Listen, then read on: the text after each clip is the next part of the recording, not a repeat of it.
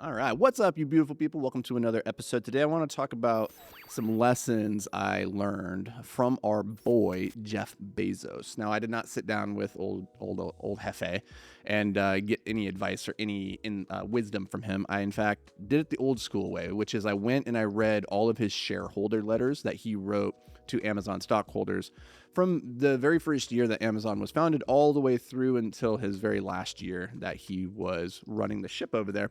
And there's just so much priceless wisdom to be taken from old Jeffy here. And I want to break down some of the lessons that were the most impactful. And I want to give you some examples of how we implemented them in the different businesses that I've built over the years, because he was actually like kind of a hero to one of my business partners, Ryan. And so I got to know Jeff pretty intimately and his ideas, and they're pretty damn powerful. And this is top of mind right now because I was listening the other day as I was driving around. I was listening to a podcast, one of my favorite podcasts, actually. So like my top 3 podcasts. It's called The Founders Podcast, as you can see on the shirt here. My boy David Senra sent me this, and I appreciate it. So he hosts this podcast called Founders. If you haven't checked it out, he breaks down the biographies of the world's greatest figures, founders, and just if you don't have time to read biographies, it's a great resource to go listen to and get the lessons without having to spend months plowing through a 1,200-page book. But I was listening to his podcast the other day as he was breaking down some of the Bezos share letters, and I was like, oh man, I forgot. I haven't thought about Bezos in a minute, right? His lessons have become like so instilled in my brain. It just becomes like, I forget even where I heard these things sometimes. So I want to share with you some of the most impactful lessons. By the way, if you want to get the books, there's the Bezos letters here, and there's another one called Invent and Wander. Those are both really great. They include all of the shareholder letters plus lessons from the shareholder letters there. So let's dive in. Number 1, the first concept that was incredibly powerful for us was the idea of scope and standards. So scope and standards, number 1, standards are, okay, here's how we do the thing. Here's the greatness that we expect from our team, from the product that we're putting out. When you get around A players, they operate at a high standard. And anybody can be trained to operate at a high standard if you bring them into a high standard team. The reverse is also true. Anybody can be trained down to a low standard if they come into a low standard team. So that's number 1, is that you're always bringing people into the organization that are incrementally increasing the standard and quality of people on the team. So that's first idea, is standards. But the scope idea, this is a game changer, because even with really high achieving badass A-play rock star players, right, they can still struggle with putting out work commensurate with your expectations because they don't fully understand the scope. So the example that Jeff gives is he had this friend who was trying to learn how to do handstands. Now, he was talking to the person's handstand teacher, because I guess there's instructors out there who will teach you how to do a handstand. And the very first thing that instructor tells their student is listen. Most people come into this and they think that with some consistent effort, they will be able to do a handstand, a perfect handstand, within like 2 weeks of practice. When in reality, it will take you consistent practice and at least 6 months to do a perfect handstand.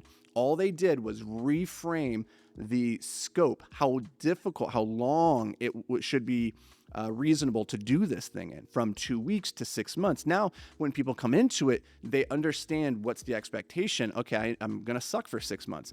They then stick with it and have a higher likelihood of being successful, even in less than 6 months, right? However, if they had gone into it thinking, I'm going to do this in 2 weeks, and then after 2 weeks, they still are just functionally no better than they were before, they give up.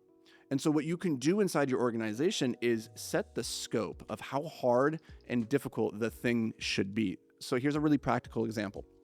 When you sit down with somebody on your team and you're rolling out a new initiative, maybe the marketing department, it's like, hey, we're going to roll out this new video. Let's have, we're going to go whiz bang boom. We're going to do this, that, the other thing. Huzzah. Well, if that person leaves that conversation and they think they only have until the end of the week to get the thing done, then they're going to use until the end of the week to get it done, and it's going to be as good as it could possibly be. But if you set the expectation that, guys, this video isn't like any of the other videos that we've been doing. Every other video, we record it, and the goal is to get it out that week. But this video, because of how important it is, because of how much energy we're going to put into it, I actually expect this to be done in 2 weeks. So you've expanded the scope. Now the person understands how much more they have to put towards it. And so those are just two really incredibly important variables that you get to push and play in people's minds of, okay, what's the standard I expect from this, and how long and how hard do I expect this to be? For instance, hey, this new thing, we want to have this project rolled out by tomorrow. I expect you do not spend more than 2 hours on it. You could easily go down the rabbit hole and spend 10 hours, but I expect you to only spend 2 hours, make as good as it can be in that 2 hours, and then let's get it launched tomorrow. Scope, standard. Very, very incredible. And what we found is that our team at Escape was they stopped getting so frustrated with us, and we stopped getting so frustrated with the team, because often there was this disconnect that had not been articulated by either side about like, how long do we expect this to take and how hard is it to do, right? So starting with that conversation, scope and standards, very, very powerful. The next is this idea of process as proxy. Now, this happens as a company starts to scale and it gets more solidified in its ways. It's like the corporate speak of like, this is just how we've always done it. This is the unique way that we have of delivering this product.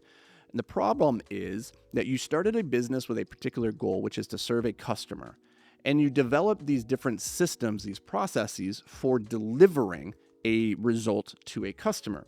Over time, we become calcified and solidified in believing that the way we do the thing is in fact the thing, but it's not. It's just a consequence of the method we're using to deliver the actual thing. So here's an example. I was actually sitting down with a client a couple days ago, maybe earlier this week, and they run a Bible camp for a massive Bible camp. They put like 18,000 people through this Bible camp every summer. It's wild. And one of the things is that they've had this drift over the years, where initially when it started, they were like this very rustic outdoors Bible camp. You'd go there, they'd go sleep in tents, and they'd go rough it out in the woods, right? And over time, they were more successful, so they started building buildings and having nice facilities, modern facilities, and they'd update them with air conditioning, and then they had Wi-Fi and all this stuff, right? And some of the people that had been with the organization since the very beginning they saw that drift. And so they were bringing and voicing their concern that it seems like we're getting away from the mission of what we started here. And in their minds, the mission was to help people connect with God through rustic wilderness adventures. And that's the how. But really the core of it, their vision was, we want to help people connect with God. That's it. The wilderness was just a method. It was just a process for realizing that. We wanted to help people build a relationship with God.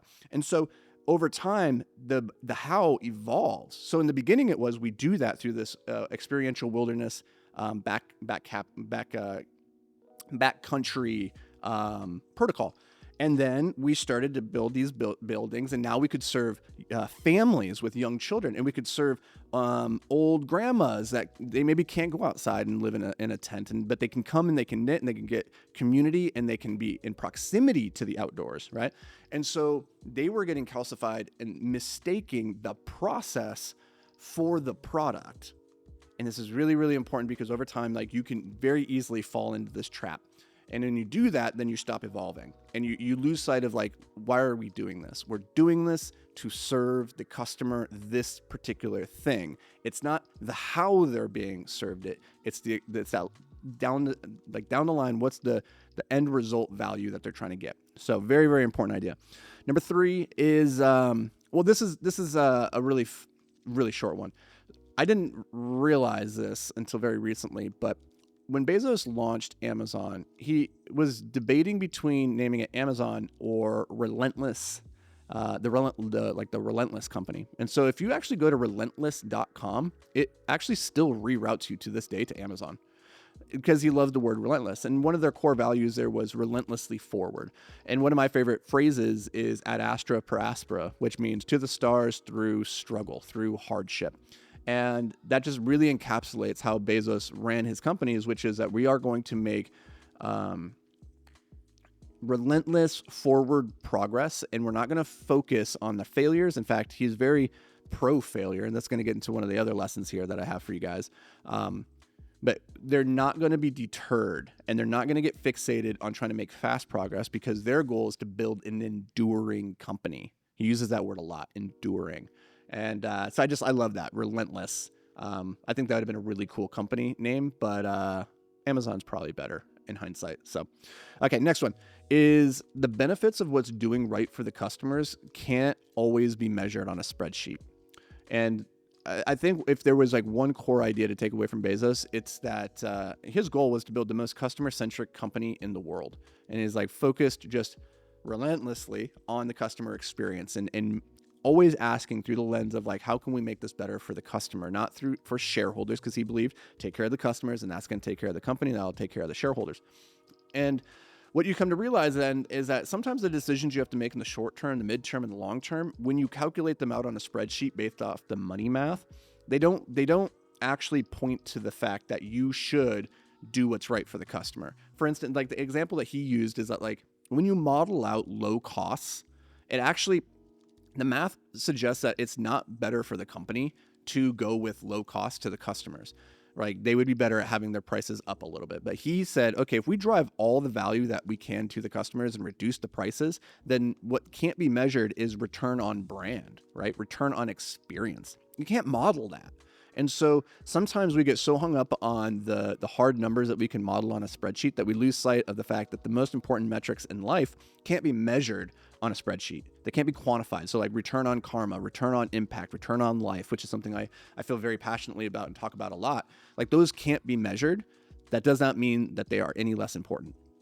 And let's talk about outsized returns. Yeah, next one. Okay, so in the modern era, he talks a lot about asymmetric risks and returns, right?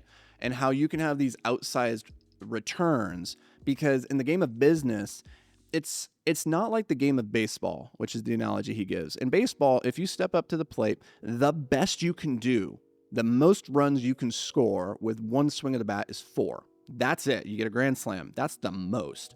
But in business, every now and then you can step up to the plate and you can hit a ball that brings in 10,000 runs, 100,000 runs. It's like a power law. You can't.